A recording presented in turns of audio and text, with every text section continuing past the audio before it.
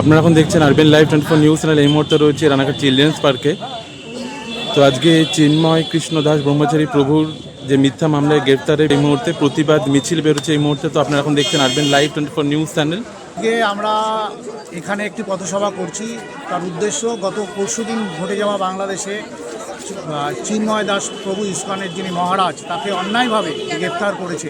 তার কণ্ঠ অবরোধের জন্য যে বাংলাদেশ ভয় পাওয়ানোর জন্য হিন্দু সনাতনীদের জন্য যে সরকার তাকে তুলে নিয়ে গিয়ে প্রথমে আটক করেছিল, তারপরেও তার কোনো বিচারের রায়দানে লেট করছে।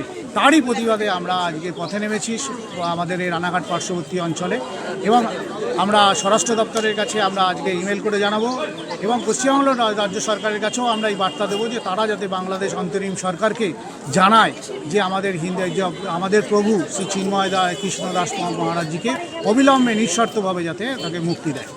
তারই প্রতিবাদে আমরা আজকে মিলিত হয়েছি। আমাদের চ্যানেলের মাধ্যমে দর্শকদের কী বার্তা দিচ্ছেন আপনাদের পক্ষ থেকে? আমাদের এটাই আপনাদের মাধ্যমে একটি জানাতে চাই যে দেখুন, আজকে যে কিছু সংখ্যা বাংলাদেশের যে সংখ্যালঘু যে যারা আছে তাদের বিরুদ্ধে যে অত্যাচার হচ্ছে, আপনারাও পথে না বসে আমাদের পার্শ্ববর্তী আমাদের ঘরেও হতে পারে, এর জন্য বসে না থেকে সকল হিন্দু এক, জাত বর্ণ নির্বিশেষে সবাই এখন হিন্দু ভাই ভাই সব, আমরা সকলেই সনাতনী, আমাদের কোনো জাত নেই, আমাদের একটাই নাম, আমরা হিন্দু, আমরা সনাতনী। আপনার নাম? ডক্টর চিন্ময় রায়, পশ্চিমবাংলা শাখা আর বঙ্গীয় হিন্দু কল্যাণ সমিতির প্রেসিডেন্ট। ওকে, ধন্যবাদ আনিলের পক্ষ থেকে। আপনারা এখন দেখছেন আরবিএন লাইভ 24 নিউজ চ্যানেল। সঙ্গে থাকুন, পাশে থাকুন আর দেখতে থাকুন আরবিএন লাইভ 24 নিউজ চ্যানেল।